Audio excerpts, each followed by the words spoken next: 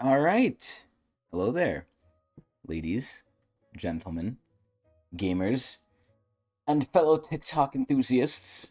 Welcome to episode 16 of the Dark Dimension TikTok reaction series. So, we're going to be doing things a little bit differently. In terms of video wise, what's going to change? Not really anything. But in terms of real life wise, many things have happened. So, number one, it is Wednesday. It is Wednesday, my dudes. It is Winton Wednesday. So we're not doing this on a Friday for the pure reason that I have the next 2 days off. And I thought finally to attempt to get caught up on the massive backlog of videos I've sent myself, of which I send myself more every single day. I thought we could do some episodes in advance. Now, by advance, what does that mean for you? Again, video-wise, next to nothing. But for me, it means probably, and I hope I'll stick to this, consecutive days of recording this bullshit. So anyway, this is just honestly a massive advertisement for my Twitch stream on Twitch TV sus Tecnics channel. So you can come over there and see my reactions to things live, if you guys ever want me to react to things.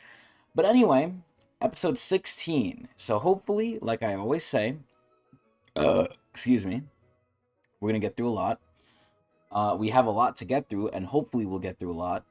And I'm hoping to go quick. I'm hoping to not ramble on for too long on these, but as always, I prove myself wrong every single time. But we're definitely going to see. But anyway, without further ado, let's hop into it. But before we hop into it, I have food near me. And as always, I forget exactly what these videos are because they're so far behind. But as I watch them, if they're memorable, I'll definitely remember while it's going. But I think that's it for the intro. So anyway, let's start. Let's begin. The ultra-rich have not become the ultra-rich by contributing the most to society. That's true. Not by They being take the the most from smartest or even the society. hardest working. That's also They have true. not become the ultra-rich by getting lucky on an even playing field. The ultra-rich have gotten that way by exploiting a fundamentally rigged system Big and then facts. rigging that system further in their own benefit.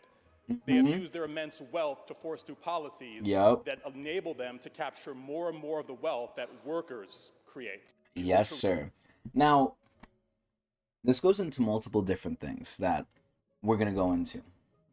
But before we go into it, one thing I wanted to point out, the big reason, and I've said this in other episodes and I'm going to say it again here, the big reason why I show these videos now, and if you've been a long-time viewer of the series, which I'm sure there's hundreds of you, if not thousands, you're going to realize that a lot of topics are repeated in this series. So at a certain point, the series might be boring to some well-seasoned veterans, but essentially, I'm just doing this to reinforce, the worldview that I have, which I believe is correct, which is, things are corrupt, things are fucked, and we're in the dark dimension. And a lot of people don't seem to think so. Some people do, some people don't. Hopefully, showing enough of the dark dimension will convince people we are in the dark dimension. Number two, as I said before, it's an advertisement for my stream. But number three, it's also to make me feel less crazy. Because again, as I always mention, this stuff feels very conspiracy theorist-esque. It makes you feel like you're like one of those people who's like in their RV in the desert looking for aliens wearing like a tinfoil hat on your head saying some of this shit. But more and more, if you hear more people say it, you start to realize, wait, maybe you're not crazy. And the sad part is the people who, thought this before everyone else thought it, who were called crazy, were most likely right. Now, not with everything. I'm not talking about the super crazy ones out there. But again, you never know with even them. But yeah, so essentially what this guy's saying is the rich are basically just like, excuse me, leeching off society. And he's right and he's half right. He's half right, he's half wrong. Because then this goes into a moral debate of, okay, they're getting a lot of the profit from the workers. And obviously, the more you expand a business, the more workers you're going to have because the more profit you're going to generate. Meanwhile, at the top, there's still one figurehead leading it all, right? So no matter how big the company grows, there's always going to be the one person at the top, the owner. And, we can even expand this, not just the one person at the top, his little, like, cohort, his little group of, rich bastards, right? But generally, the top still stays a very small circle relatively to how much wealth is being generated from the bottom up. So this goes into the moral question of, is a person who created the business, who put in the legwork, who did all this stuff that a lot of others not only aren't capable of doing, but also aren't willing to do, don't they deserve more for that? Now, should there be a cap on it? I don't know. Should the taxes be levied against them honestly, which it's not in society today? Yes.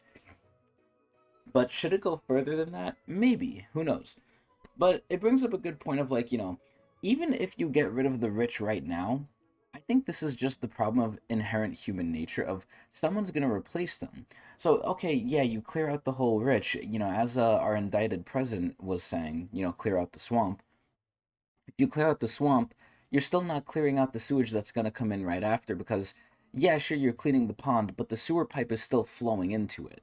So, you're not really making great progress. I mean, it's something, like, momentarily, but it's not great for the long term. But anyway, a nice little intro video here just to start us off saying how the rich are cockheads. Let's keep Clarence going. Thomas is The ultra rich. Okay, Clarence sorry. There we Thomas is go. a whole ass sugar baby at this point. So Yep. much had already recently been exposed. So again, this is old news. For those of you, I think we went over in one of the other videos, but this Supreme Court justice, and I've talked about how much this pisses me off, right? This guy at the forefront, at the head of our nation, in terms of like making the law, interpreting the law, because that's what the Supreme Court does. They interpret the law and they figure out if things are legal or not, right? This guy who has so much power, who gets paid probably obscene amounts, and I believe has this job for life unless people really want him out, which at that point it has to be a double-sided thing, Democrat and Republican, I believe, although I don't know the difference between either. You know, he's basically in such a privileged position, and he's just taking advantage of it, and it's so sad to see. And there's more. When you have political there's institutions and more. government, you know that there's going to be corruption. But If you to see watch it the news, happening this in is the probably Supreme old Court is news, though. especially concerning. Right in the Oh, past, you yes. think about the different branches of government, you think about checks and balances. One of the ones that people would hold in the highest of regards was the Supreme Court. Yeah, of the it as one the that literally biggest interprets check and the balance. But what we've rules. discovered in large part thanks to billionaire Harlan Crow is that we all got it wrong. He writes checks to undo the balances. Now, this is something that's another common theme, and hopefully I might remember to make this the title of the video. But no one follows the rules and everyone is fake. Like, this is one thing consistently that I've seen growing up, and I'm a ripe 25-year-old man, and I see it more and more as I get older and older. There's rules out there, but certain people are exempt from the rules or they just don't follow it if it's in their best interest or their group's best interest. It's literally just human, I guess, greed. But it's ironic because I just sent a video to myself about it with AI, concerning AI. Now, we're not going to get to it this video because, like I said, I sent it to myself today. But to give you guys a little spoiler for the future, that video essentially says like, oh, the founder of ChatGPT, he tells, governments and stuff like, hey, we really need to regulate like ChatGPT. We really need to be careful with this thing. This thing could mess up society. It could do a lot of bad before it does good, or while it does good, right? And then lo and behold, we come to find out that secretly he's been lobbying the EU government because he wants it less regulated. Now, obviously, we could go in depth and argue, okay, like, obviously, too little regulation is bad and too much regulation is bad. Maybe he was trying to find a middle ground, but he honestly wasn't. He really was not. And I'm not going to go too more in depth because I don't want to spoil the whole thing, but it's just like, bro, like, so many times we see, like, not even politicians, just like business people or anyone with an agenda just lie. Everybody lies. Everybody lies. Right, and what I'm specifically talking about is that ProPublica has now published Even our another courts. report on the sketchy-ass relationship between a high court justice and a billionaire real estate magnate and Republican megadonor. Right, because in 2008, The Thomas decided that he was going to send his megadonor. grandnephew Mark Martin to Hidden Lake Academy, a private boarding school in northern Georgia. And Martin had lived with Thomas and his wife for years and was in their legal custody, with the justice recently telling an interviewer he was raising him as a son. But the tuition at this boarding school was just insanely high at over $6,000 a month. But turns out, like with a lot of... Okay. $6,000 a month. Yeah, that's insanely high, right? But don't we remember the numbers of how much this guy was taking up on vacations with this man, with this like Republican? Wasn't he getting like not like outright paid, but wasn't he being paid for upwards of like $500,000 for just a summer? Like, bro. things that we've learned recently, the Thomases did not foot the bill. Instead, according to a bank statement for Hidden Lake from July of 2009, Crow's company paid for Martin's tuition that month. And Christopher Grimwood, a former administrator at the school, said that it went beyond just that month. In fact, claiming that Crow covered Martin's tuition the whole time. So let me get this straight. So how long is a school semester? I'm trying to remember because I haven't been in school in a while now. It's been what? September, October, November, December, January, February, March, April, May, June. 10 months. So 6,000 times 10 is 60,000. And again, for a billionaire mega donor, that's like a penny to him. Like, honestly, that is like a penny. He was there, which was around a year. Clarence Thomas. Like, he could probably lose that money from right under his nose and not even notice. But anyway, very nice video, more corruption. Let's go next. We're really going to try and get through a lot of these if we can. But McDonald's, their CEO said that they're starting to see pushback on some of their prices. Okay. All right. So even though I sent this to myself in the past, my current self, aka my future self in relation to this, it is actually disgusting what has happened with McDonald's. So I believe I remember what's going to happen in this video, what Mr. Jordan the Stallion is going to talk about here. And it's basically has to do with, also, let me raise up the volume of my music here. Hold on. I don't like sitting here in silence. There we go. Essentially, McDonald's was always touted as like the cheap person's meal. It was for like the poor people, like, you know, the everyday people who just wanted like, you know, not so healthy, but cheap food. Which, albeit now has probably been taken by Taco Bell, if I'm being honest, because Taco Bell is really cheap and they give you good food. And not health-wise, but taste-wise. But it's still decently cheap, even though that shit has gone up too. So, McDonald's has been, like, in my mind, a place where you could get a lot of food for cheap. And back when I sent myself this video, I was already seeing the price increases. But with the Fed increasing the interest rates more and more to fight inflation, quote-unquote, which they're still doing up to now, and they were doing back then, like, I want to vomit. And I'm going to give you, like, the perfect example of, like, how it looks. And I literally feel like an old fucking boomer saying this shit. When I was in college all those years ago, and which was not that long ago, it was like, what, 3 years ago I was in college? When I was in college, right, I used to go to McDonald's, and with no special deal, no nothing, I used to get 20 nuggets for $5, right?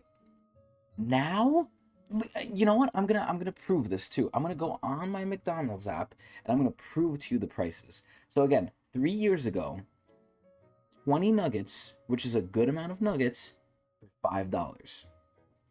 Now, do you know how much 20 nuggets are? It's literally doubled in price. 20 nuggets, I'm looking at right now, is $10 fucking dollars.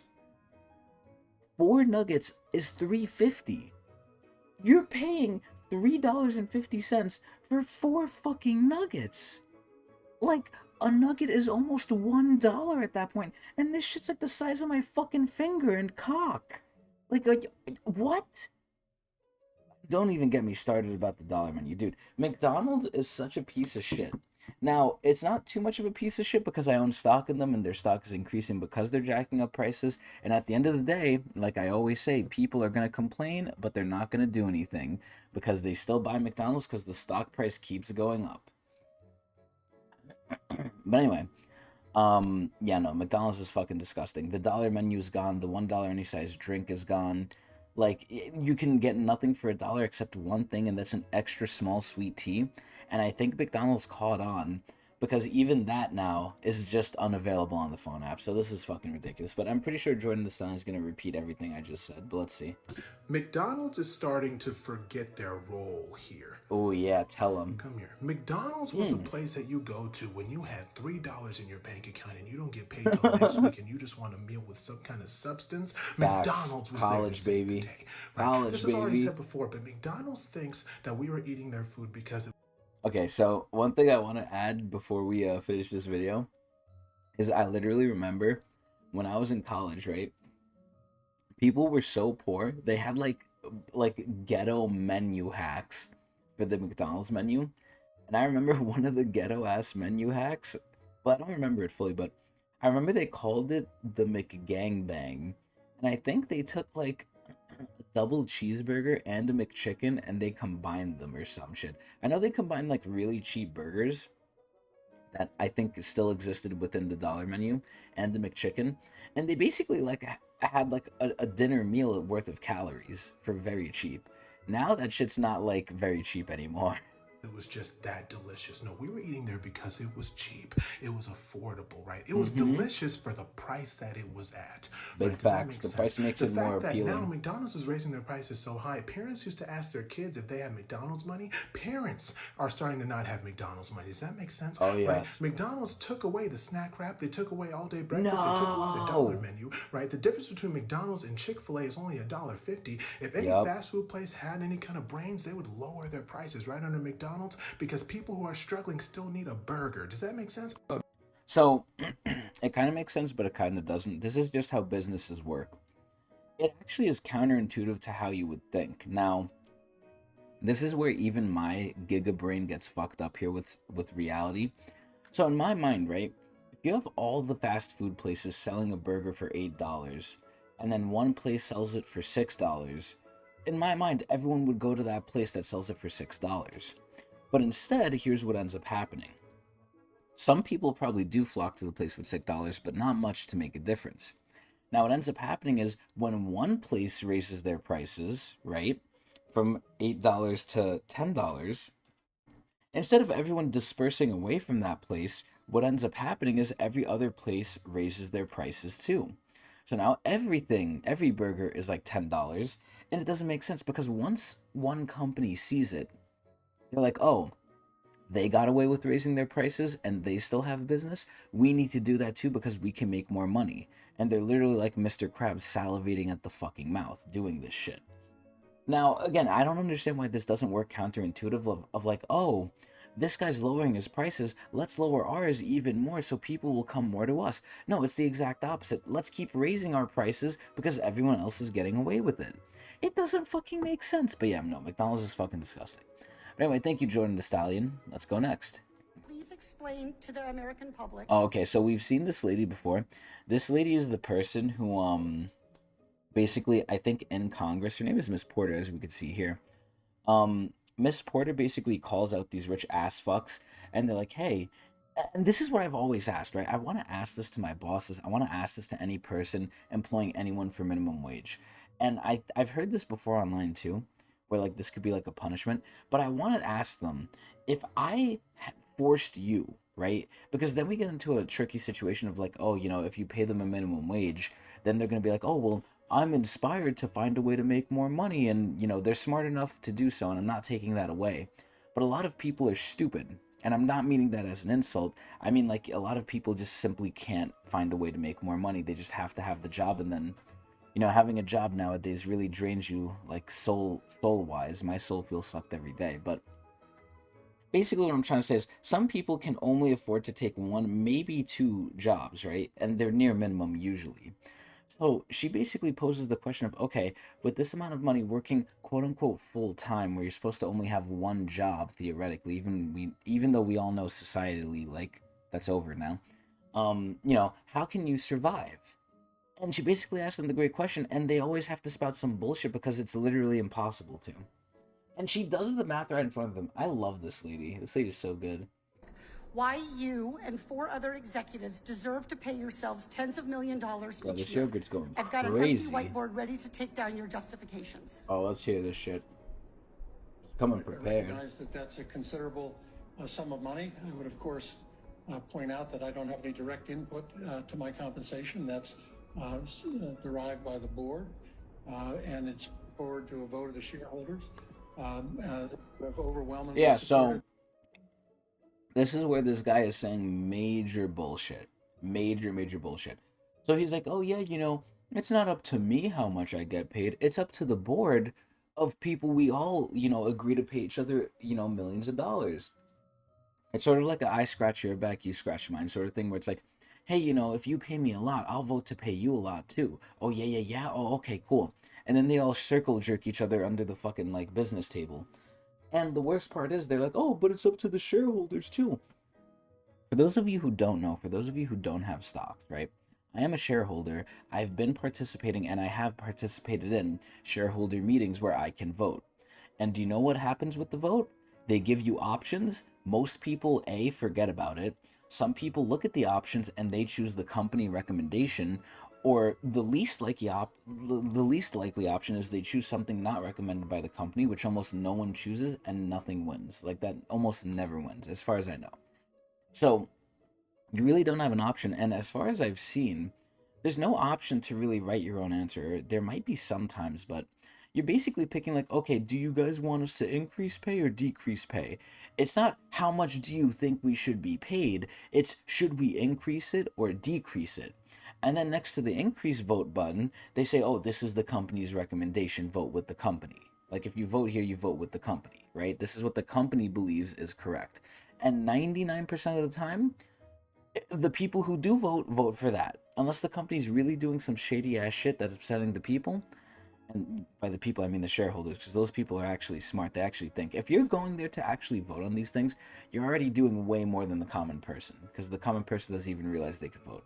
But yeah, essentially 99% of the time people are just going to go with the company recommendation. So this whole like argument of, oh, you know, the shareholders fucking agreed to it. Well, yeah, what were the options you gave them? Oh, well, the board, you know, voted for it. The board agreed to it. Yeah, your fucking rich asshole friends who all want to be rich too. Suck my dick.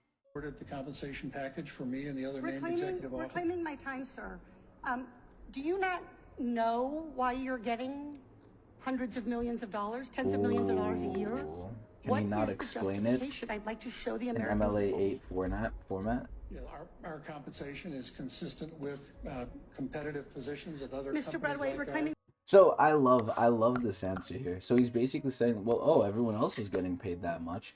Okay, well, yeah, if everyone else is going on to London Bridge and hanging themselves, are you gonna hang yourself too? No, you're obviously not. Because it's stupid. Like, the justification of, oh, everyone else is doing it, it's not a bad justification in some instances, but when it's to justify something bad, it's stupid. It's like, oh, well, why are you coming after me when that guy's doing it too? Well, none of you should be doing it, and we're catching you first. My time. The other guy gets paid too much too isn't a justification. I'd like to hear what you do to deserve $124 million in salary, you and your top 5 executives. It's a year, by the way. Well, more than 90%. Gentlelady's time has expired. The gentleman may respond to her question. Ooh. Please explain. Okay, cool. So a little clip of Katie Porter. We've seen her before, and we've seen her again now. I love Katie Porter because she asks the good, hard-hitting questions. Let's go next. Well, I'm just saying, maybe if you were more considerate, you could see. Okay, so we don't need to watch this whole thing, but Morning Brew kind of makes like funny little skits, so... Yeah, basically, again, the debt ceiling, it's basically been solved. We're going further into debt, more inflation. Cool. Where I'm coming from in this situation. Why do we keep coming back to this? We need to raise the debt limit with no strings attached. No, we need to raise it, but include budget cuts. See, this is so sad because, like, it's so comedic, but it's so true. Ooh, who's that? Who's that? Why is this happening again? Okay, so, America is a powerful I love this guy's hustle, by the way. This guy really commits to the skits, bruh. country because we're really reliable on paying off our debts. But... Whoa, sorry. whoa, what was that? Most hot girl characters in Marvel?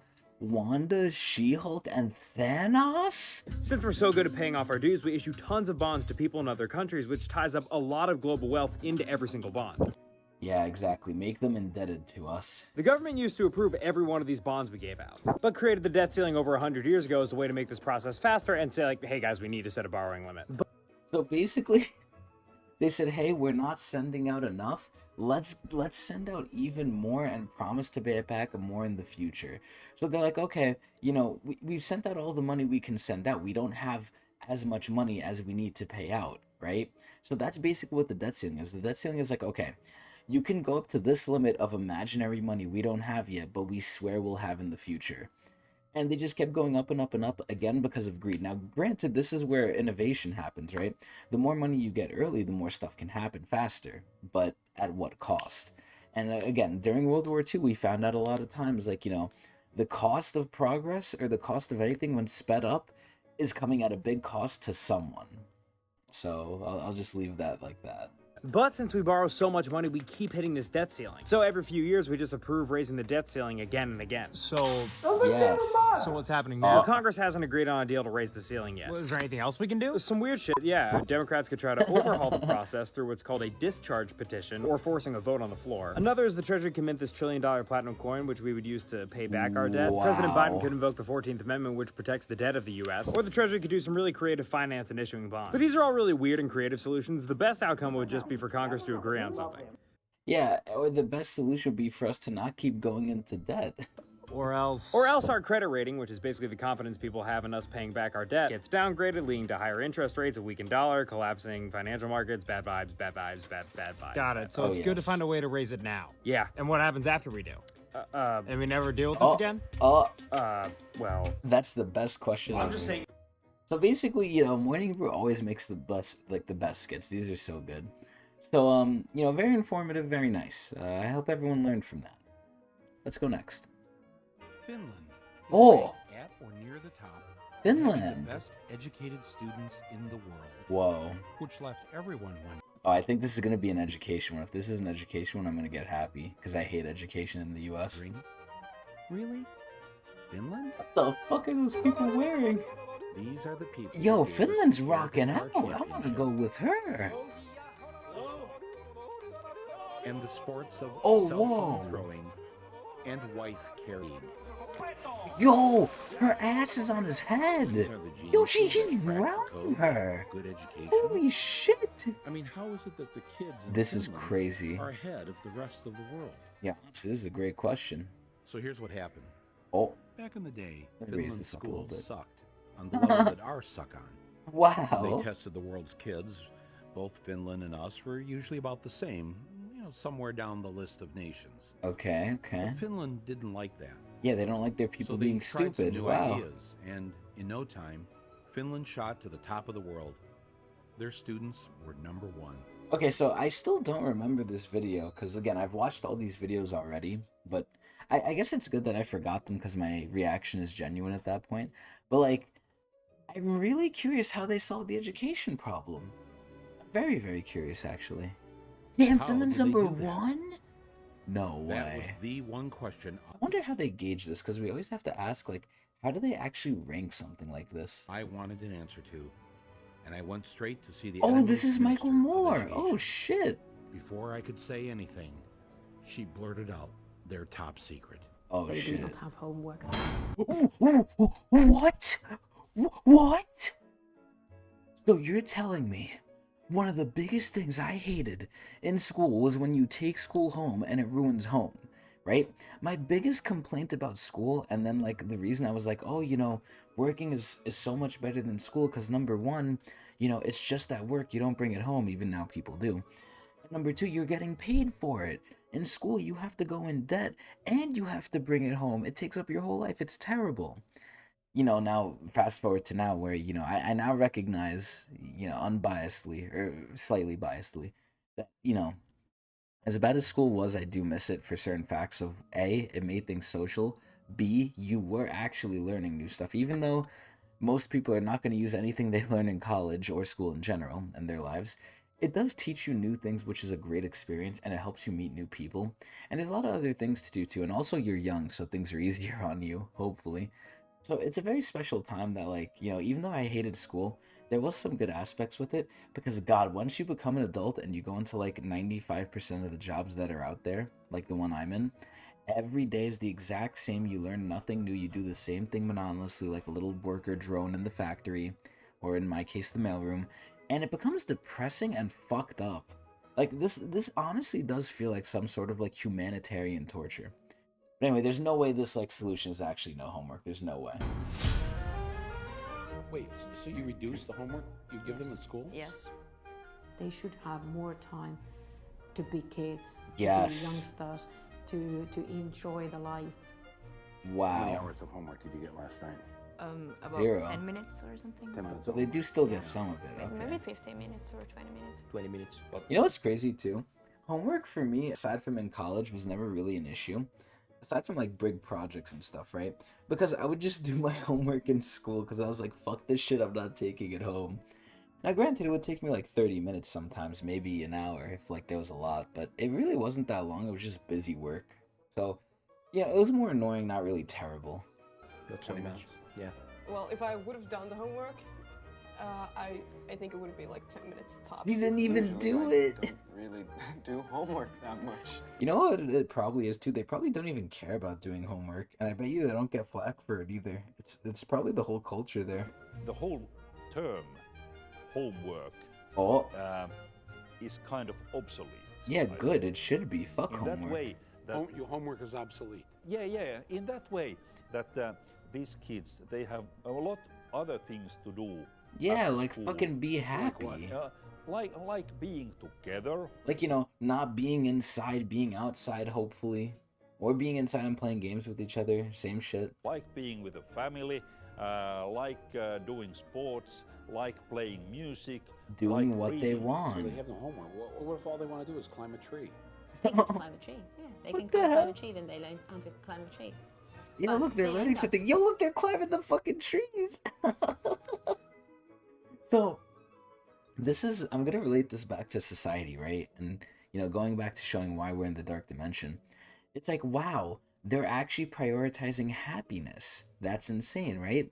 It's almost like in our society, technology has gotten better to kind of try and help us have more happiness, to have us have more autonomy in society, but instead, the prices are artificially jacked up on a lot of stuff and our wages are super low, and we have to work even more, even though the technology is leading to more output and more profit. So there's more output and more profit than ever, and instead of that trickling down to us having it easier, we have it harder because we have to perform even more to keep up with the demand of money from the rich people. It's ridiculous. While climbing the tree, probably finding out about different insects, and they can come to school next day telling me about what they found. It's pretty cool. Compared to I don't the think older they'll kids, do that, how many hours a day do the younger ones go to school? Mondays 3 hours, Huh? Tuesdays 4 hours. It varies. What? It's 20 hours a week. Huh? So they're, oh man. Let me get this straight. Let me think really far back before college, because college, the schedules are mixed up a little bit. In high school, I think I went in and we started at like 8 o'clock, because I would wake up at 7 and walk to school. So I think we started at like 8 or 9. I believe it was at 8 though. And then we got out at like 3 or 4. So 8, 9, 10, 11, 12, 1, 2, 3, 4. So that's like 7 to 8 hours a day. They went to school half as much time as I did. What the hell? Now, does this 3 or 4 hours? See, in my mind now, it makes me question, how do these kids have the attention span? Now, granted, this could go into human psychology of, we just automatically do better with shorter form stuff. Despite what's happening now, where we're getting infected by short form content from TikTok and stuff. But the human brain, and studies have been done about this, where we can't do things for too long straight. We need to take breaks, and those breaks actually help us in between, right? We can't just output nonstop. It's actually detrimental to our output to keep outputting nonstop. The little breaks actually help us, and I think it's like every 20 minutes or every 30 minutes you could take like a little break, and I think that helps, but I don't know if that's the actual science. I'm kind of just trying to remember here, but essentially we're sort of finding out like the sweet spots to stuff where it's like, okay, like there is enough to where like we kind of know around what works for almost everyone. And I wonder if like Finland is figuring that out too with school. Like, do we really not need this many hours of school to where kids will still be engaged and they won't lose interest too fast in other things? Because I'm gonna be honest, almost no one, unless you're really into something, can focus for like 7 or 8 hours straight. Or we'll even say 6. No one can really focus for 6 hours straight on something without like, if not like getting given a break, mentally checking out. Now, the only thing I could think of in my life where I focused on it for 6 hours straight or more was video games. I was able to focus on video games for, if I liked it, probably 12 to 13 hours. Now, I don't know if I could do that anymore. The last time I did that was with Warframe and with Hollow Knight, but which I played on stream at Twitch TV Tecnics channel. But if I'm interested in something, I could definitely focus on it for 12 to 13 hours. But color me silly when I say I don't think many kids are going to be really engaged or interested in school to pay attention the whole time to every subject. Does school include the lunch hour? Yes. That's insane. How That's are they fucking learning insane. anything? How are you getting anything done? Yeah, I was about to say, like, how are they like ahead? It has to relax every now and then. Yes. If you just Yes. work, Holy then you shit. stop learning. Yes. And there's no use How do in they doing know that this? for a longer period of time. Yes. Finland students Yo, look have at the this school. shortest What the school hell? days and the shortest school years in the entire Western. See, this is what I'm scared of now, and this is like a big concern I always put up. It's how do we know what they're saying here is true and not edited or not like, you know, heavily modified to fit the narrative, right? What if I see a video one day where it comes out like, oh, Michael Moore exposed, Finland is actually not the greatest country in the world with education. This is what it really is, and here's why. And then how do we know if that's real or not too? Like, you know, I'm very scared because this sounds almost too good to be true. They do better by going to school less. Wow, they're not getting overworked and overburned. You know what this reminds me of? It's like saying to a guy like, okay, you have to work out with no breaks like every single day, which is kind of what I do. Like, you know, no breaks, work out every single day until failure. At that point, you're just going to injure your body and you're never going to be able to reach your optimal peak of physicality. Your body physically needs breaks with exercise, and it can recover and actually do better than if you were to just keep it as consistent. So, you know, from a physical standpoint, it makes sense, and from a mental standpoint, it's been tested, and it also is proven out to be true. How many languages do you speak? English, yeah. Swedish, Yeah. Spanish. Finnish and Swedish, Finnish, English and German. French, Okay. German. Finnish and English. There's no way. There's no way this is true. And if this is true, okay, this is where I think the scripted part is. I think Michael Moore might be lying here. Because I saw another film by Michael Moore in high school, ironically enough, where he was like going over gun violence, and I think like he compared like Canada, like to how dangerous the US is. And he was like, oh yeah, you know, in Canada you could just walk up and open someone's door. And he opened someone's door randomly, and he's like, look, their door's unlocked. And, you know, he said hello to the people and sorry, but I think that was scripted, but I don't remember. But anyway, yeah, like, either A, these kids have learned it from their houses, because I very highly doubt they learned it in school. And if they did, they started early as shit.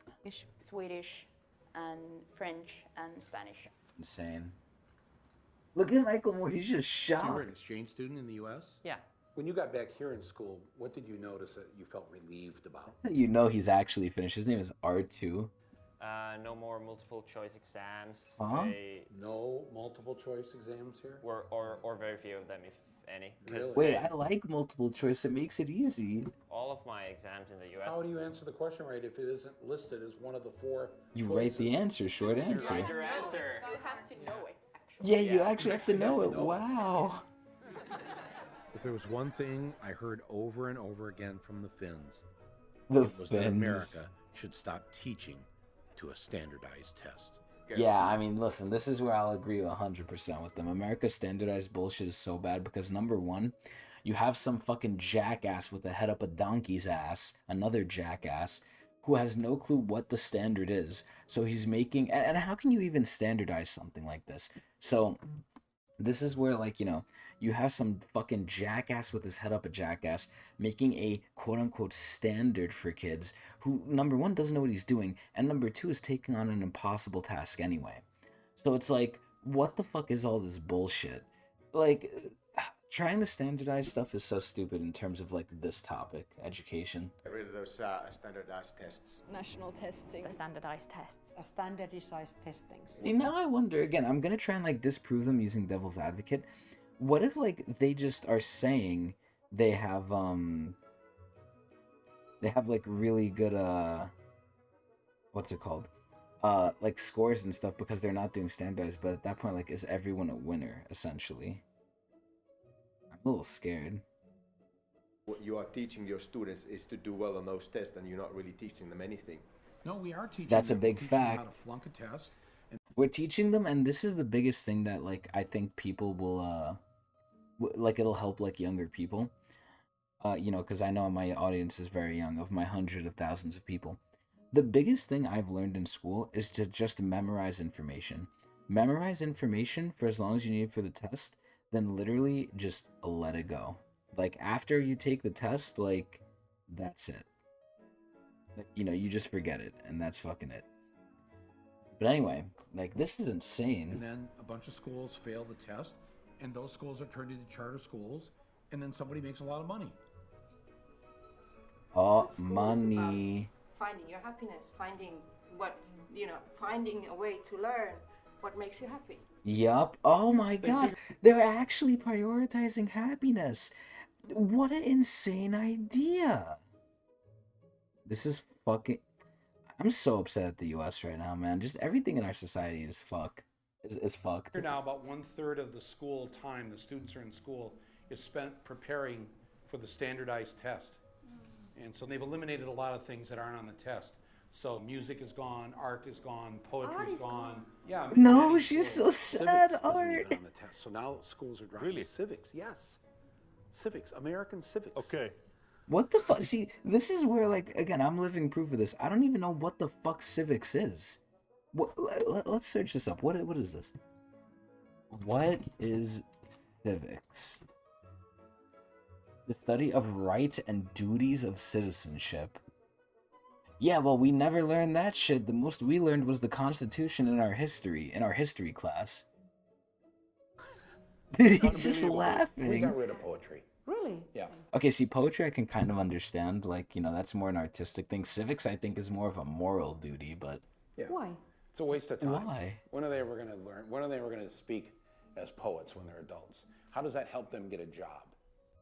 I mean, he does bring up a good question there, but damn, yo, this is fucking insane. I don't know how I didn't remember this shit. This is wild. What an amazing video. Holy shit, thank you, Michael Moore. Last week I told you that we had... Jesus, it's so loud.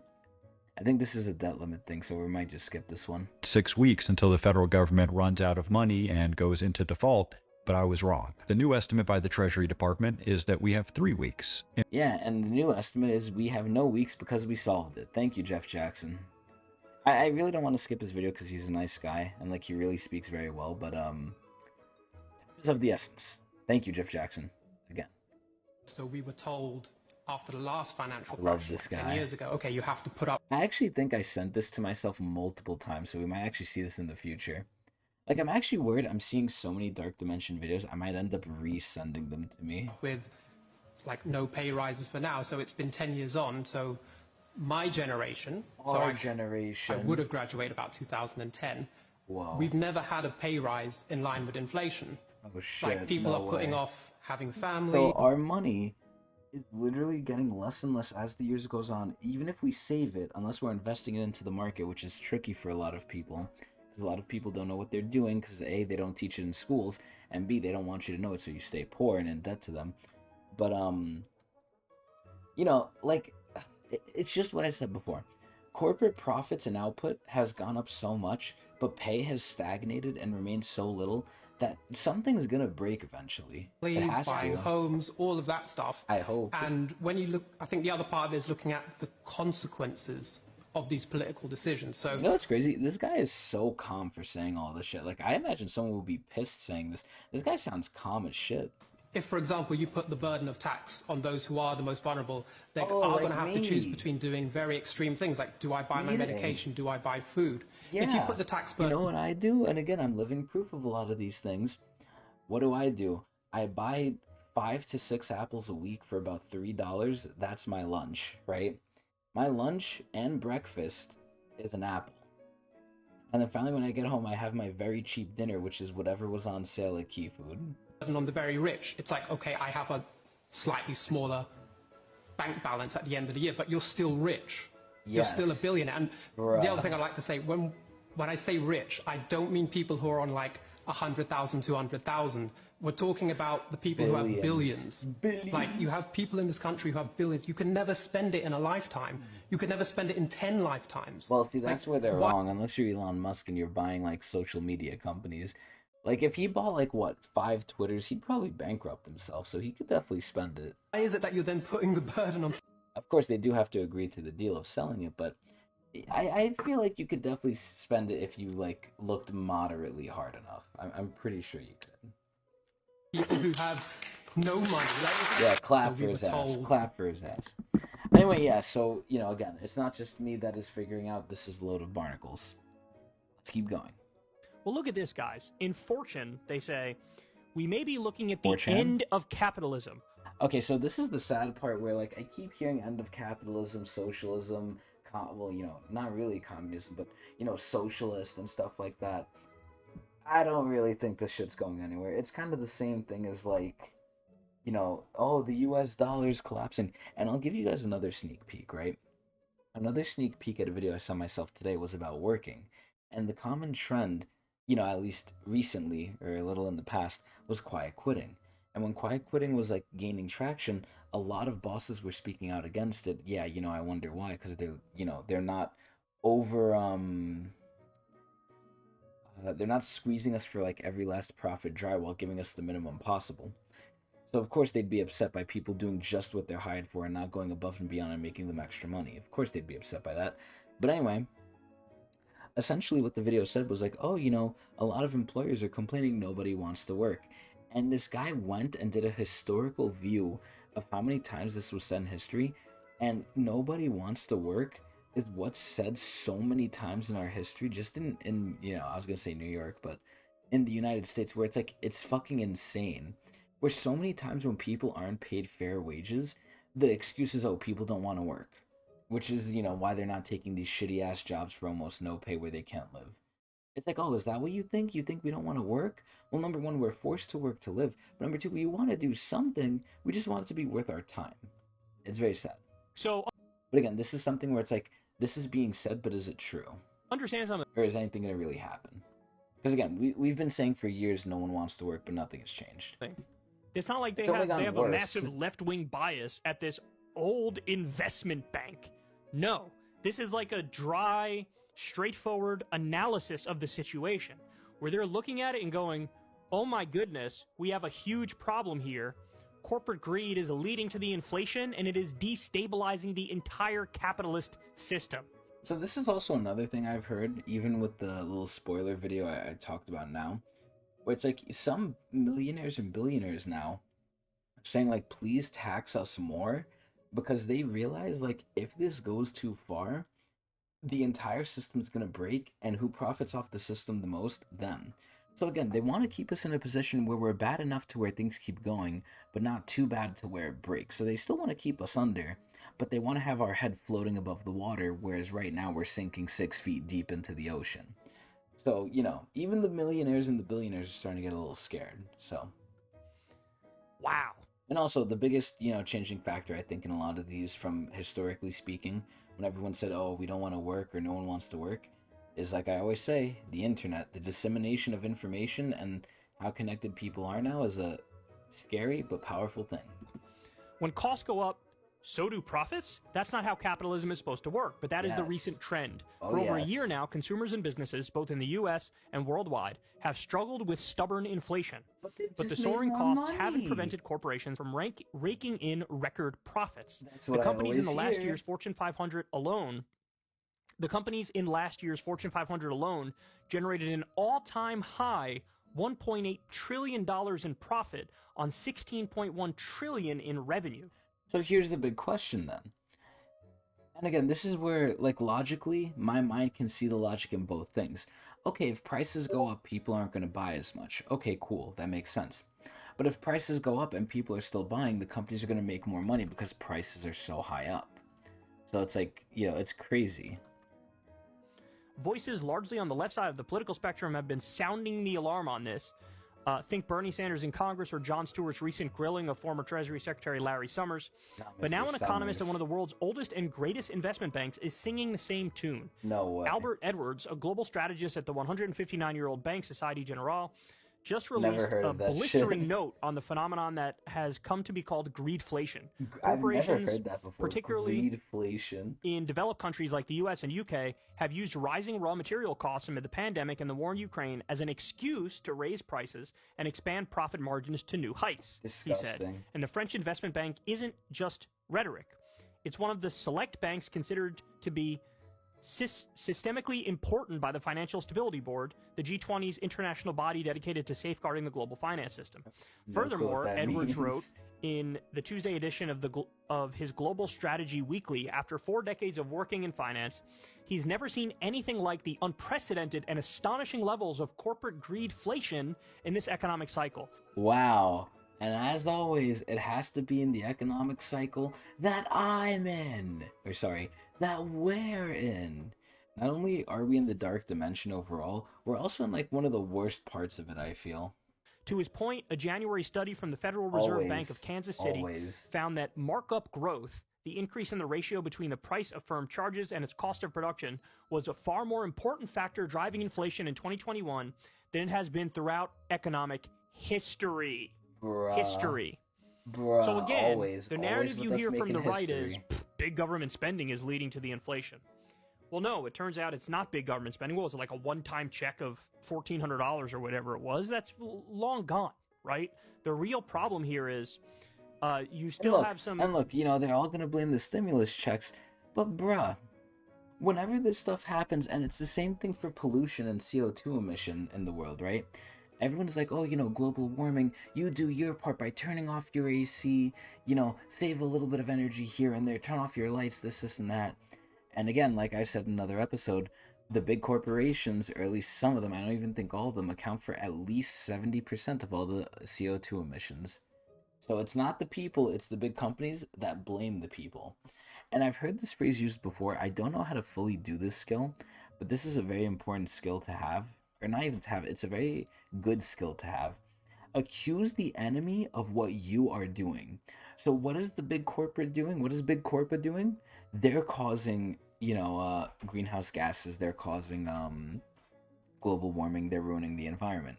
So what do? They pin it on us. Oh, you guys need to save more. You guys need to not use your AC as much. You know, instead of, you know, driving to work, take the bus, do this, do that. And it's like, you're really gonna blame us when you're the problem? And it's gaslighting people, and it's scary. Because now people think they actually are the problem, when in reality, they're not. Again, there's so much misinformation and just like untruth stuff in the world. It's crazy. Some pandemic issues with the supply chain, but more importantly, corporate greed and monopolies are giving us the inflation. Bruh. They are exploiting a tragedy to just jack up prices across the board. Oh, lovely. They are baselessly doing that because... Well, they're not baselessly doing it. They're doing it because they want more money. They just want to pad the bottom line. That's exactly what's happening. And now everybody is acknowledging it. Yeah, because of the internet. Okay, so I'm very glad that this video basically proved everything I'm saying right, once again. Further proving we're in the dark dimension. Very cool, let's go next. Gen Z just doesn't want to work. At least... Oh, look, weren't we just talking about that? That's what pundits and politicians would have you believe. And why? Because they don't want to work, because look at what Congress does. They spend how long arguing over something that's needed, aka the debt ceiling, and they're getting paid how much to do this shit. Literally, the Republicans went home. To find out what really happened. I study hourly workers in the service sector, folks in restaurants and retail establishments. I feel so bad for those people, by the way. People working at big firms like Walmart. Hey, I work in a semi-big firm, a law firm. And Starbucks. We talked to over 3,000 Gen Z workers. That's not a lot, honestly. Employed in the service sector. It's a little bit of a small sample size, not gonna lie. Workers we talked to were often dealing with low wages. Depression. Unstable work schedules. Wow. With last-minute timing changes, Yeah, if you change me last-minute timing, guess what? You ain't even gonna, like, get to me, because I'll probably be sleeping. Advance notice and clopening shifts. Fuck that and few shit. benefits. Not even so paid hard. sick days. It won't surprise you that workers dealing with these bad jobs weren't very happy. We went back and talked to those same workers up to a year later, and we asked them, what's happened? Where are you working? Are you working? Enough. What we found was striking. Tons of workers left their jobs. See, this is the hard part, though. Even though it's good that they're striking, it doesn't matter because there's a whole army of people ready to take their spot, not even through malicious intent. And again, I've said this before, too. Not through malicious intent, but because they need a job, too. More than half. And this was especially true for workers with the lowest wages, with the most unstable schedules, and with the fewest benefits. With the least money in the bank. These workers then just go sit out the labor market to take off from work? No. When we followed up with folks, we found that only 1%, actually fewer than 1 in 100 of these workers, were unemployed and not looking for work because they didn't need the money. Instead, what we found is that folks kept working. Gen Zers were hard at work, but what they were able to do was to claim better working conditions. I wish I could move do on that. up to jobs with higher wages and more stable schedules. I don't know how people do it. This last year has been a rare time for young American workers. It's been a time when workers in America have had a little power. But the And God knows they haven't for a long time. labor market's changing, and that kind of power can be fleeting. What we're seeing now is workers, young people, coming together to try to lock in that power, organizing at firms like Starbucks and Amazon, and pushing for laws that raise the floor on job quality. Higher minimum wages, paid sick, and secure schedules in cities, in states, and in the country as a whole. So, fuck, I was gonna say something, but like, let me see, hold on. What was I gonna say here? Fuck, I think it was something about Ian's, but honestly, I forgot. Anyway, we're gonna move on, because again, time is of the essence. So, pretty cool video, pretty nice. Let's go next. The US have just deployed 1,500 troops to the southern border and... Okay, another spoiler alert. I don't even know if I sent it to myself today because I forgot, but I think because of an accounting error, we're sending Ukraine, and this is current day, this is on 6/21/23 that I heard this. I believe we're sending Ukraine another 6.4 or somewhere around there $1 billion because of, again, a quote-unquote accounting error. Where at this point, I just question, right? Like, if that were to happen to anyone else outside of the government, they would be audited, they would be thrown in jail, they'd probably be like, you know, low-key sort of like hung in the cell, if you know what I mean, like Jeffrey Epstein style, if like you owed someone that much money, especially the government, right?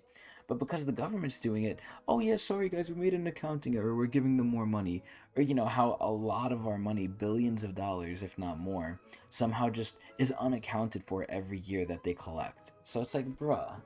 Texas have mobilized their own tactical border force, which includes as many as 10,000 National Guard members, all in preparation for Title 42 to expire in just 48 hours. Footage shows huge lines of migrants already lining up in anticipation, while official figures show that in the last 72 hours alone, there have been more than 26,000 migrant apprehensions and 7,400 known gotaways. If you didn't know, Title 42, which has been in place for the last 3 and a bit years, is a public health act invoked by the Trump administration in 2020 and granted U.S. authorities emergency powers to stop the spread of diseases. So for the past few years, not only so this came out through COVID. U.S. allowed to swiftly expel those attempting to cross the border, but under the policy, many migrants were blocked from requesting asylum at all. For perspective, Title 42 was used to expel more than 2 million people in just 1 year alone. But oh my god, this sounds like some like shit like the Bataan Death March and shit in like World War II.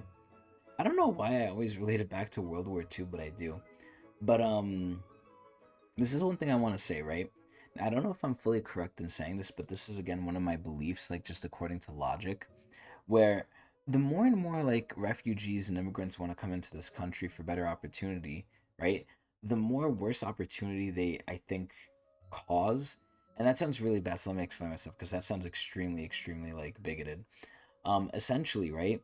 They go into a place thinking, oh, it's so good. But not only is it not good because America's a lie, like the place is shitty, but they think it's better than it is. They think most of this land is the land of opportunity. Little do they know, the land of opportunity is in New York if you're a hustler. Like, it's really not for anyone else. At that point, it's the land of prison. But like, you know, indentured prison, indentured slavery. But essentially, they come to a neighborhood, right? Expecting it to be like the American dream. They can like finally like do good and be better than their own country. But what ends up happening is they realize like, oh, this is shit, or oh, like, you know, I'm not a hustler, I'm not a go-getter, so I'm not going to make extreme amounts of money, I'm going to be living in poverty here too.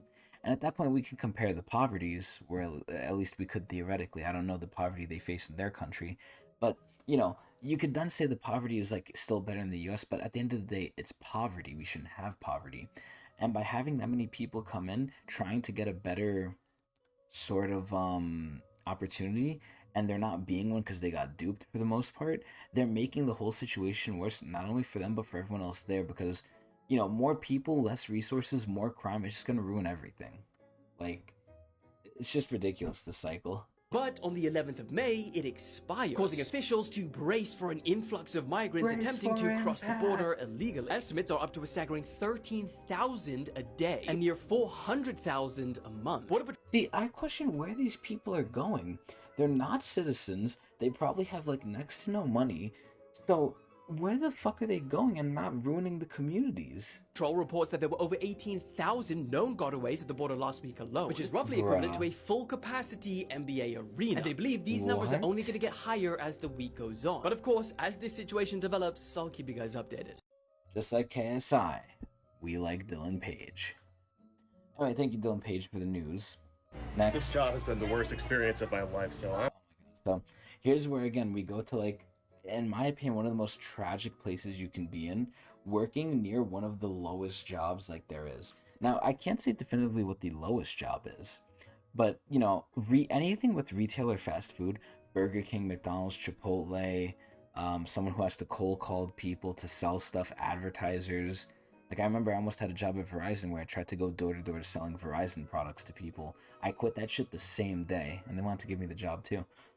But, yeah, like, I have so much, like, sadness in my heart for people who have to be here, because, again, they're forced to be here. They don't make enough to get out, and they need money, so they have to keep going, and they hate it. It's so terrible. I'm going to quit in the middle of my shift. Feeling Good unhinged, for this I haven't guy. taken my medications today. Oh, jeez. Oh, God, we froze it on the worst part, too. So, yeah, this guy's a little bit interesting. So, yeah, I wish I could take a page out of their book and also quit my job, but I really like the money and I hate change. So, I have mental issues. I also have mental issues like him, and I'm not taking medication. Although I've never been prescribed it yet. Never been treated as badly as I have been at this job here. And this is so sad because the job is so shitty, right? You would hope that your boss or whoever is like working with you understands the situation and cuts you some slack because of how shitty it is. It's like, bro, we're all in the sinking boat together. Let's not sink it more. Like, okay, if I put you in timeout across the way and make stuff more mean for you, right? Or like more shitty for you in this job, it's not like that's improving the ship not sinking. The ship is still sinking, it's just you're away from me. This has been one of the worst experiences I've had in my entire life. Wait, so I'm looking at the comments here. He did a live, and on the live, he jumped out the drive-through window. Yo, good for this guy, bruh. And I'm telling you right now. See, the sad part is, like, where are you gonna go after this? Because you can't use McDonald's as a reference now because you literally jumped out their fucking drive-through window to quit. I don't think companies really are privy to that. See, this is where, like, I would interview someone. I've thought about this a lot at my day job. Where, you know, if I was a boss and I interviewed someone, I'd obviously want the truth, right? But if someone gave me the truth like this guy, and they were like, oh yeah, you know, I asked them, what was your last job? Oh, Mickey D's. Oh, okay, Mickey D's, you know, you're trying to get up there, you have to start out somewhere. You know, why'd you leave? How'd you leave? Oh, I jumped out the window because I just had enough. I'm like, oh, you didn't, like, tell them, you know, you didn't give them heads up, which, you know, I don't believe in the 2-week notice anyway, but you didn't give them heads up or anything, you didn't do this, you didn't do that. No, I just jumped out. At that point, like, a regular, like, employer would be like, okay, don't hire this guy. Me, I would tell him, like, okay, if I treat you right, are you going to do that to me? Because I would question, like, what caused you to do that? A lot of people, like, mix this up saying, like, oh, you know, work has to be work and not fun. If work is fun, or if work isn't at least unbearable and it pays well, people are going to want to come to work because they like the opportunity to make more than they just need to live, right? Like, this is where there's this story, and I think I sent it myself too, so we're going to spoil another video for the future, where a CEO paid his employees like a livable wage of $70K a year each, even though like the job they had did not need to be paid that much. They got paid that shit, and they stayed for like double the amount of time. The layover rate or the turnover rate was like a lot lower. And it's like employees who want to come to work and want to like keep their job perform better. And they shouldn't do it under coercion.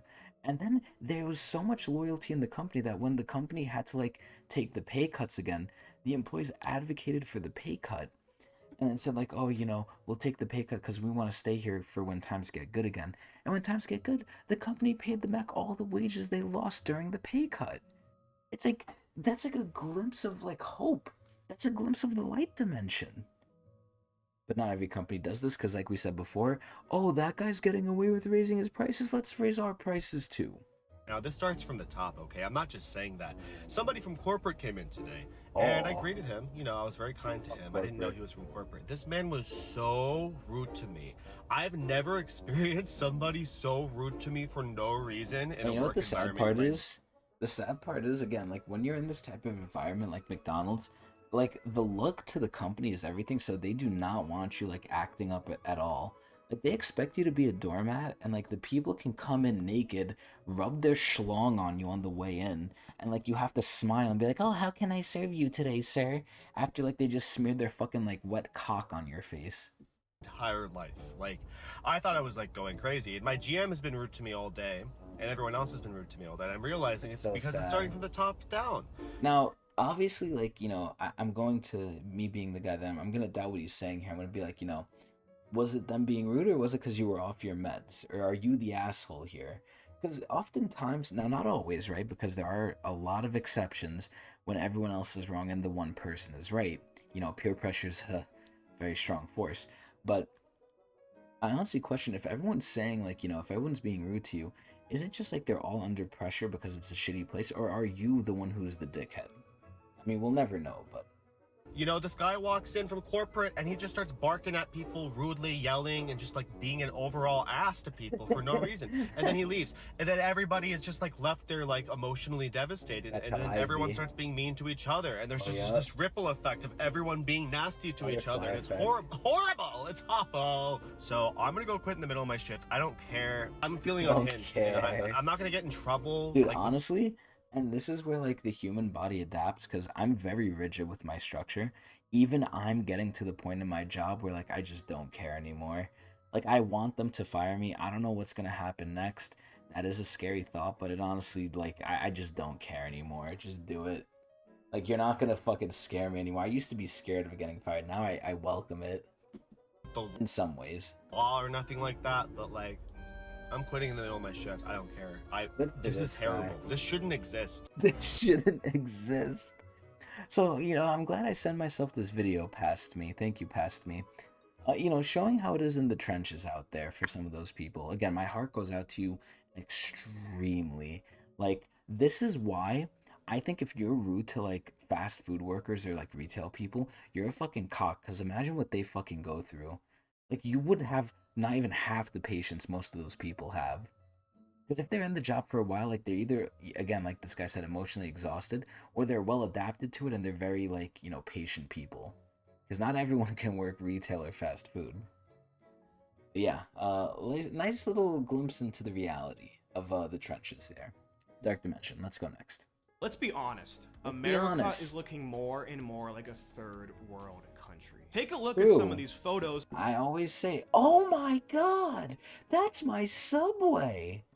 It's actually not my subway because the train looks too good. We actually used to have those trains on my train line that I used to take. Well, that I still take now. But, they actually took those trains out of my line, which is one of the most used lines, like, out of all the trains, right? My train is one of the most busy. And they took it out to give it to other trains, and they gave us the shittiest ones. And it's like, what the fuck? But, oh my god. Those of the New York City subways. They look nothing like a first world country. Oh, come on, this doesn't look first world? People living on the train with their garbage? Now compare these photos to photos of subways in other major cities in the world. See, again, this is where I'll heavily question it. Because this looks like number one, this looks like it could be the World Trade Center almost. But, like, this could look like it's, like, in an airport or in New York. This does not look like a subway. Even though it might be. But number two, like, you can easily cherry pick really good pictures from other places, even if they're really bad too. Dubai, Stockholm, Singapore, Tokyo. These do look nice Warsaw, though. Or even Holy Moscow. shit. I can't imagine going into the train and it not being dirty, honestly. Now, America is richer than all of these countries, so it's not a wealth problem. It's a people problem. It's, well, technically he's right. You can connect it all back to people. If it's an economic problem, who controls the economy? People. If it's a gun problem, you know, who's not reforming the gun laws right enough? The government, aka the people. You can always bring it back to the portion people. of America's population does not respect the country they live in. That's They commit true. crime without hesitation. Yup, and the rich get away with it too. Not only do they commit crime, but the rules don't apply to them. They litter. They laugh and record videos as their fellow citizens are being attacked for no reason. America true. could devolve into complete chaos, and these people would be happy about it. In New York, it You already can't is. ride public transit now without worrying about being attacked or robbed. See, this is why on public transit, here's what I do to protect myself, right? I take my wallet, I put it like right near my cock, so if someone grabs it, I'll know. And then I put my book bag over it, so they have to go through the extra step, and then I go to sleep. Because at that point, you can't steal anything from me, and if you try to hurt me, go ahead, I want to die anyway. Accepted that as normal, and if you talk about it, you're called racist. See, America's... See, this is where, like, again, I'll bring this back to the whole conspiracy theorist thing. If you used to talk about these things, you used to be called crazy, a conspiracy theorist, fringe, you know, all these like weird things. And again, I keep thinking like, wow, these people were right about a lot of stuff that we thought they were just like crazy on. Major cities used to be the model example for the rest of the world. Yeah, and now we're the laughing stock. Until we're honest about what's really going on, things will only get worse. Yeah. And I don't see them getting better anytime soon. Alright, pretty alright video. Let's go next. Oh, okay, so this is a slideshow, so I'll have to read these out. So, did you hear this one? Wage increases cause inflation. I wonder who's saying that. Oh, look, it's the fat-ass fucking Monopoly Man business owner. And again, I don't want to, like, you know, show too much bias here, because I'm obviously for the business owner a little bit, too, because they do need to make a profit, and they were the ones who put in the hard work, effort, or took the leap to really, like, make the business. So, again, I'm not saying, like, you know, make them equal to the worker, but just make the, you know, make it fair to the worker, because it's very unfair to the worker, and it's too heavily favored to the boss. But don't leave the boss high and dry. We don't want to get revenge, we want to get equalization. Because getting revenge is just going to continue the cycle going back and forth. Okay, the workers fuck the boss, then the boss fucks the workers, then so far, you know, back and forth. But if everyone's equal, then we're all going to be Gucci. But anyway, in a tight labor market, some states look to another type of worker. Children! And I wish this was a joke, but it's real. Feudalism then and now. Ah, yes, we can see almost the same thing. The kings with the central bankers, the landed gentry with the big bankers, clergy, corporate elite, royal ministers, elected officials, merchants, vassals, everyone else. Very true.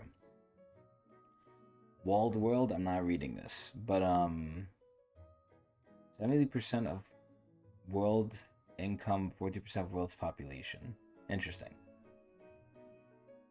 Global wealth inequality. What a nice little picture there. Wait, what does that say? If there were only 10 people in the world, oh my god. I think they would have like 99% of our wealth, right? Let me do the calculations here live for everyone, so you can see how good at math I am. So 76.3 plus 11.1, that's 87.4, plus 5.5 is 88, 89, 90, 91, 92.9, 92.9, 93, 94, 95, 96.2, 97, 98. Yeah, this is going to 99s. Oh my dear lord. Wow. Let's go next. Fuck, I didn't mean to like it. No. Here we go. How we're taught to measure success, a better measure. Yeah, this top part's pretty much true. A big thing with society now is we take a lot of the ways we measure ourselves and our worth through our jobs and through how much money we have. Not in terms of like, excuse me, not in terms of moral like character anymore or like actions that we do. No, it's how much money do you have and what do you do for a job. And even more so, I would say the job one is under the money. The money one is like the biggest one of, oh, how much money do you have? Like, that's the biggest factor of, like, do you, like, are you worth anything? Okay, everyone hailing the dollar. Pretty cool. Oh, look, our friend Noam Chomsky. As long as the general population is passive, which I always say they are, apathetic, diverted to consumerism, which they definitely are, or hatred of the vulnerable, then the powerful can do as they please, and those who survive will be left to contemplate the outcome. So basically they're saying like, oh, okay, whoever survives the massacre that's going to happen eventually is going to have to like suffer with the thought of like, you know, how did it get to this? Or like, why did we let it get to this? I think that's what it means. By the way, that's the last slide. Just a little break there. So I usually include like funny little videos in between. We haven't gotten to a funny one yet, I don't think. These are the jobs with the highest rates of unaliving themselves. Okay, so this one is just straight up depression. Like this one is just showing like, hey, people, if you want to value like having a social life or any sort of life, I guess, don't get these jobs. So I guess this one was more informative. At least that's what my past self probably thought. Let's see. Viewer discretion is advised. Being Oh, a wow. pharmacist is far from an easy position. The hours are long, the stress levels are high, and you do not get a lot of sleep. See, I feel like a lot of these, you unalive yourself just because, again, it's so boring and monotonous. Like a pharmacist's job, yeah, might be decent, which, you know, might not be the case anymore. But the problem is it's so monotonous, and monotony actually, like, I feel is a form of torture. Like, to a creative person or a creative mind, and I'm not saying I'm creative, but to a mind that isn't like, you know, a mechanized machine, like for the fucking like assembly line from Henry Ford, I feel like it does not do good things to you, like doing the same thing over and over again. I think it's like it either A, causes mental sickness or like degrades you over time. I feel like that's the case with pharmacists. Pharmacists have a rate of 1.29 times of the average occupation and are 20% more likely to suffer from substance abuse issues. Being a farmer is a very stressful position, and most farmers make less than $20,000 annually. Forbes magazine listed being a I wonder why they're unaliving themselves. Well, they don't make enough money, and two, they work hard as hell. Farmer as one of the deadliest positions that one can have. And the sad part is it's the most needed position in our society. This is sort of like a bedrock position where it's like, you know how in society we argue over this, we argue over that? The biggest thing we will ever argue over eventually will be water. Why? Without water, nothing else will happen. It's the same thing with farmers. Without farmers, the rest of society can't function. We can't feed our livestock, we can't feed our other crops. So at that point, you know, the human race is just done. We can't eat. That is like a bedrock foundational like occupation that needs to be elevated, not crapped on. And the rate is 1.32. 40% of law students alone already suffer from depression, and an actual lawyer is 3.6 times more likely to have depression. Lawyers are 1.33 times more likely to unalive themselves. Studies have shown that constantly being exposed to electromagnetic radiation can really mess with the brain chemistry, which can partially explain why electricians are 1.36 times more likely to unalive themselves. Being a real estate agent is a very risky job, which basically requires you to be very dependent on the state of the economy. The committing rate for a real estate agent is 1.38 times higher than the average worker. The rate for financial service workers started to heavily increase during the Great Depression when the stock market crashed. Right now, the rate for financial service workers is 1.51 times higher of the average worker. Many veterinarians have to witness animals suffer and also put animals... Okay, before we go over the veterinarian one, like just imagine, right? You're a financial advisor. So not only do people not have a lot of money, but people are desperate and they're looking at you to help them with their money. And then if you lose them any sort of money, even if it's only for the short term, which ends up happening sometimes, but if they keep it for the long term, they're fine. But, you know, people will get angry at you and you'll make some real enemies as a financial advisor if people start blaming you for losing their money. Down, which can be very emotionally draining. The rate for a veterinarian committing is 1.54 times higher than the average worker. Most police officers are 2 times more likely to get depressed than the average person and get less than 6 hours of sleep a night due to the very stressful position that they have. You know what's crazy? I mean, if you watch my stream, you'll know this, that every night I get like 3 to 4 hours of sleep, so I'm actually beating out cops in a bad way. The rate for officers committing is 1.54 times higher than the average worker. Dentists are much more likely to suffer. See, how the fuck? This one just came out of left field like crazy. Like, what the hell? From mental issues, as their position is much more stressful than most people would think. The rate for dentists unaliving... You know what's crazy too? I'm going to the dentist tomorrow. So the whole reason I'm recording one of these episodes on Wednesday is because the dentist is tomorrow. Themselves is 1.67 times of the average worker. 4% Crazy. of all doctors die from unaliving themselves and are 4 times more likely to use drugs to make that happen. The rate for... It's the same thing for the pharmacists. If you're around drugs, you're going to use them. If you have easy access to them, of course you're going to like either steal them or do some shady shit with them. Doctors is 1.87. Yeah, don't become a doctor because number one, crippling ass debt. Like, bro, the debt for a doctor, it doesn't make sense to me because again, a doctor is sort of another bedrock position in society. You need doctors.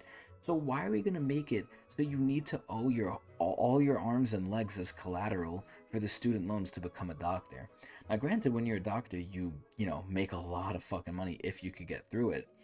But bro, the interest is just insane. Like, holy shit. Or the loans, sorry. But anyway, nice video. Let's go next. I live in what's called a luxury apartment. As you can see here.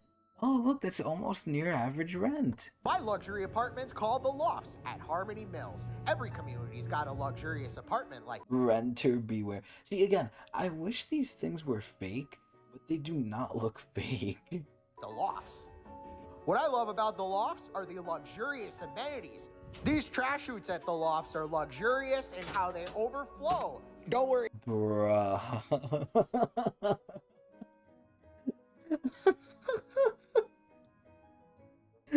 This is one of my favorite things ever. Because again, we just saw like real estate agents, right?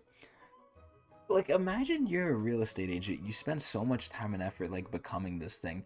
And you have to try and sell someone this bullshit. Like, yeah, look at this luxurious apartment. And they look around and they see this trash chute. They see like the puddles everywhere, the fucking dead bugs. And they just look at you like luxurious. And it's not even your fault because you're just the real estate agent. You're not the one who takes care of anything.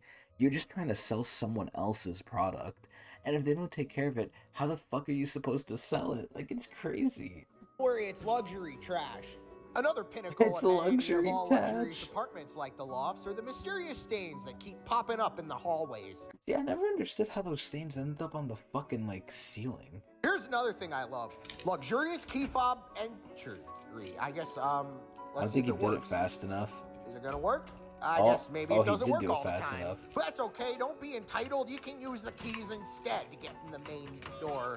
Oh. I guess you just gotta jiggle it. I think I could get it. Just holy potato sauce is a little bit difficult. Okay, there we go. Hey, he Finally, got I it. got it. Luxurious. Yeah, maybe the pool's been closed Luxurious. for almost 2 months because it failed inspection, but, you know, don't complain And there was literally trash in there.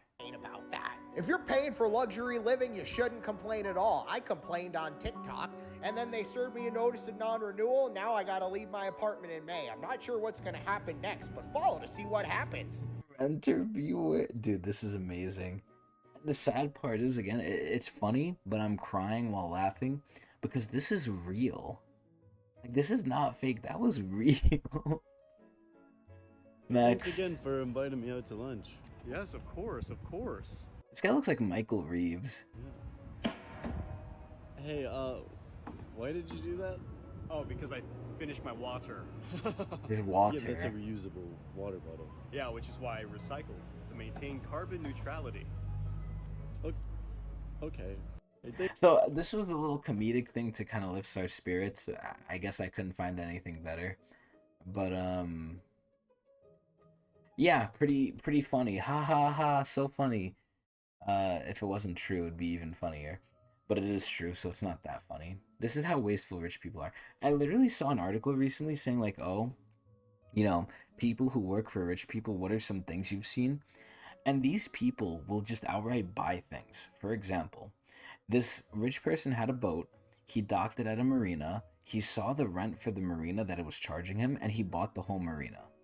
Same thing happened with an apartment building or with a garage space. Like, the rich people get so upset at the prices they have to pay, they just outright buy the whole thing so they don't have to pay it anymore.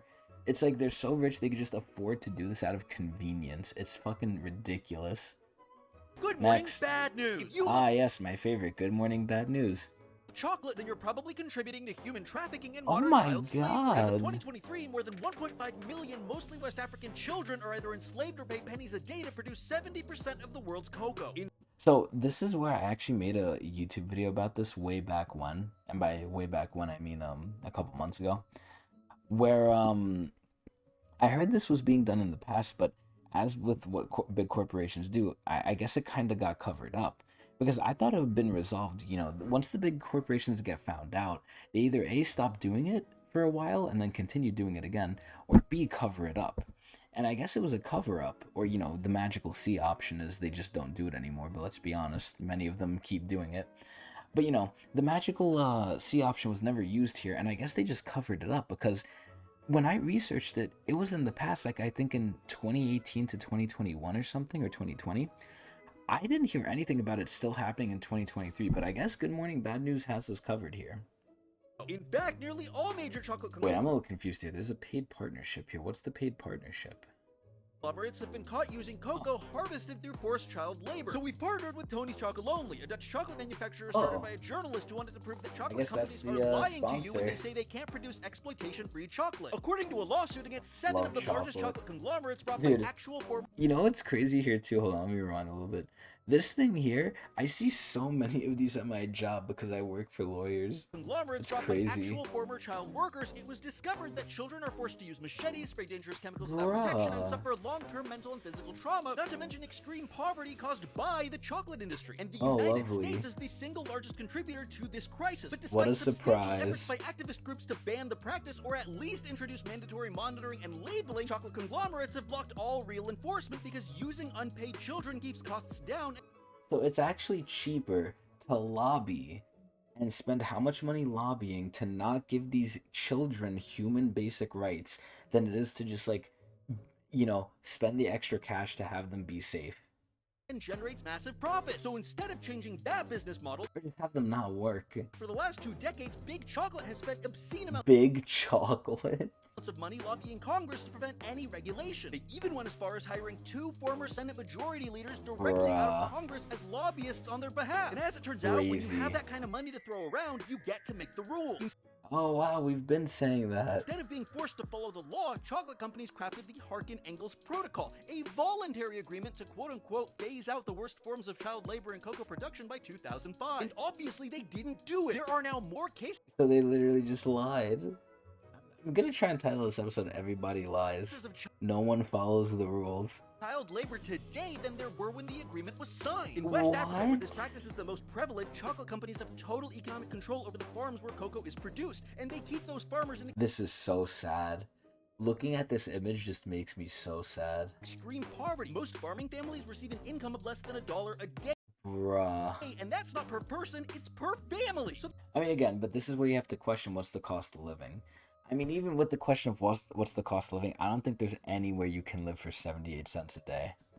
So, it's kind of a stupid question to ask, but it's like, Jesus Christ. They have no additional income to pay workers, and the most successful farmers are the ones who have access to the cheapest workforce, and in the absence of oversight or prosecution, the cheapest workforce is unpaid children. So how can we actually stop this, and why are we partnering with a chocolate company? Because the purpose of Tony's Chocolonely is to prove that major chocolate companies are choosing to turn a blind eye to... His name is so funny, by the way.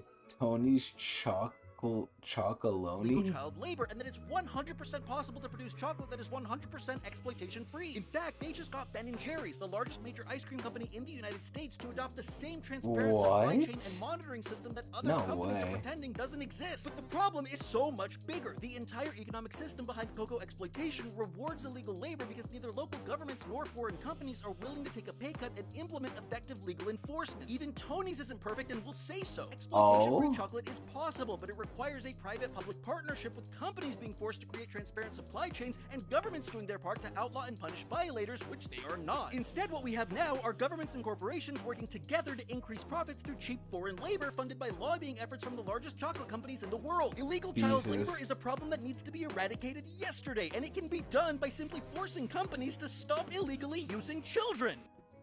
Okay, so what do I even say at this point? It's just more of the usual. The rich people make the rules, and then they ignore the rules they set for themselves, which was phasing it out in 2005, and they can't stop each other because they're all in cahoots because they're all rich and they all want to stay rich. It's literally like Satan says here in the comments, why is everything evil? Satan is saying that. Anyway, let's go next. Starting July 1st, Florida businesses will be fined $10,000 for every undocumented employee. Okay, so we're finally getting to the DeSantis stuff. I don't remember if we got to this in the past. I think we did, and I talked about it a little bit. But, yeah, no, just to, you know, kind of fast forward, because this did come out May 12th. You know, we're almost caught up now, and by almost, I mean we're almost a month behind. But, you know, Ron DeSantis made a big oopsie with this shit, and this guy's gonna show us exactly why, because I kind of remember this one, because this one's funny. Way to go! Thank you. Yeah, great example of mess around and find out. What? You're cutting a huge part of your workforce and negatively impacting how much consumers will pay for goods and services. No, I'm helping. There will be more jobs for citizens. Citizens don't want jobs in industries like farming and construction. You're about to have a labor shortage. Yep, and as we've said before, the Americans, when they got in this industry, not only were they worse, but they also just didn't want to do it. So again, they're not only worse, but they just outright refuse to do it to an extent. So again, it's really like sucky to say, but the immigrants did provide a very valuable service, and they kind of were getting exploited, but it benefited everyone. You know, probably them the least, but it still benefited everyone. Like bro, we need workers who are willing to like break their back for very little pay, because Americans don't want to do it. We've been spoiled with our privilege. Well, I don't think anybody that came here illegally should be here. You realize immigrants built this country, right? Immigrants are the backbone of this country. But I appreciate it. This is gonna work out in the long run. What do you mean? When the shortage of workers gets really bad and salaries skyrocket, big companies are going to demand the government to pass laws to facilitate legal immigration to the US. But until then, have fun paying more for everything. Start. That's a really good way to sum it all up. Not everything, but most things. Thank you, Christian J. Maldonado. Very, very funny, nice little video. He's also a very well kept together guy. He looks like a lawyer. Jesus Christ. Very good video though. Let's go next. We're getting through a lot today. Man. They warned me about the Democrats, what they would do to the great state of Florida if they were able to do anything about it. Okay, so again, I gotta really like make this so we're up to the DeSantis arc now, it looks like. But yeah, I'm not here to like pick a side or like show one side is better than the other. I'll always reiterate, I know very little about the political spectrum, Democrat, Republican, conservative. I don't really know what any of those mean, and I don't care to know. I've been told multiple times, and the main thing that sticks is Democrats value the people, and then Republicans value the rich people. That's basically what I've gotten from it. Republicans want to keep things the same, Democrats want to change things, I think, but I honestly don't even know, and again, I don't really care. So, I'm not trying to convince anyone that one side is evil, I'm just showing stuff from hopefully both, if I can find it. They'd kill tourism. They'd make sure nobody was showing up in the kitchens to cook.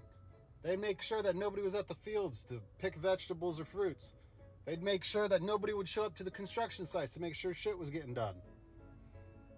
They'd make sure that the roofs weren't getting done. They'd make sure that insurance premiums kept skyrocketing, forcing homeowners out of their homes. That is such an amazing feeling. That's what Republicans losing told the us. American dream, quote unquote. And look at what they're doing. What they've been doing since 1999. What a coinkydink. Isn't it kind of crazy that BlackRock, Vanguard, and Zillow and a bunch of other corporations are coming into this state, buying up all of the farms that are going to be shut down, all the hotels, all the construction companies. They're going to own everything. The entire state ran by corporations, fueling the fucking greed of these They're politicians. literally going to own lining their fucking pockets. everything. $2.9 million went to DeSantis from just insurance. This is just not right. What a joke. Oh, wait, the comments. Here they come. If you don't like it, move. I love that look he just gave us. But yeah, like, oh my god, this is just insane. I hate the people who say, like, oh, if you don't like it, move. Not everyone either A, has the ability to move, especially in New York. New York is a rat trap for the poor. If you're poor and you come to New York, you need to work just to be able to be in debt to live. Like, you're not going to make enough money to move unless you go further into debt, which is, you know, I guess you'd be following the steps of the United States government. But they don't like that when people do it. They could do it, though. But, yeah, no. Like, this whole thing of, oh, just move. What about if this is the place I grew up? I don't want to move. This is my home. I don't want to go to a new area where I know nothing. Like, it's so fucking stupid. I hate people who say that. Oh, just move. How about we fix the issue? How about instead of letting the issue run rampant for everyone who can't move, how about we fix the fucking issue? Which, again, how are we going to do that? I don't know. But anyway, let's go next. Very nice little video. Videos are quick here, so this is good. We're going to get through a lot now because they're so short. Having an absolute meltdown after the new Transformers cartoon TV show for kids has a scene with Optimus Prime misgendering another non-binary Transformer called Nightshade, where a girl named Mo corrects him by saying their pronoun is they them. My pronouns are they them. Many parents are now calling for the boycott of Nickelodeon for trying to push this on children, but what do you think? So, why did I include this? I wouldn't necessarily say this is like the dark dimension. I would just say like, it just shows like, agendas get pushed and like different things get pushed a lot of it is for corporate profit. Some of it is just for, like, good social standing, because they think like, oh, we're gonna be woke. And I'm not commenting specifically on the subject matter in this video. I'm mostly commenting on the practice itself of, trying to include like daily occurrences and current culture into cartoons and stuff, where A, it doesn't really need to be there, or B, like, it's done in certain ways. So I mean, look at the comments, right? I mean, obviously this is the internet, but you can see the first comment, not Transformers, bro. But this is where I think a lot of people on the internet are gonna like this.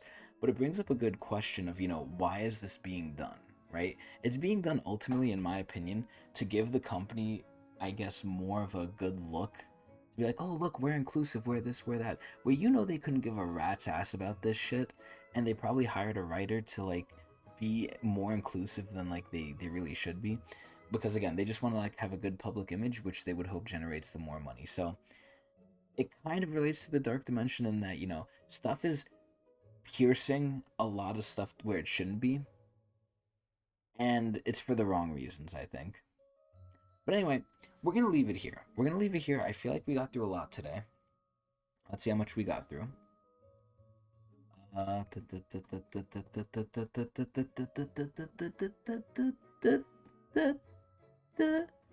We got right here. We got to May 14th for next time. Cool. So, let's give this one a like. Bada bing, bada boom. Oh, bada bing, bada boom. There it is.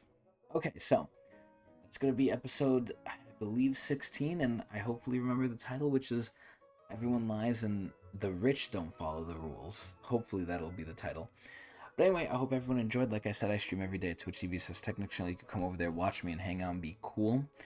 And hopefully I'm going to record these over the next coming days as well, 17, 18, and so on and so forth. We'll see, though. But again, it won't change anything on the channel because they're still going to come out weekly. But I'm going to be ahead finally. But anyway, I hope everyone enjoyed.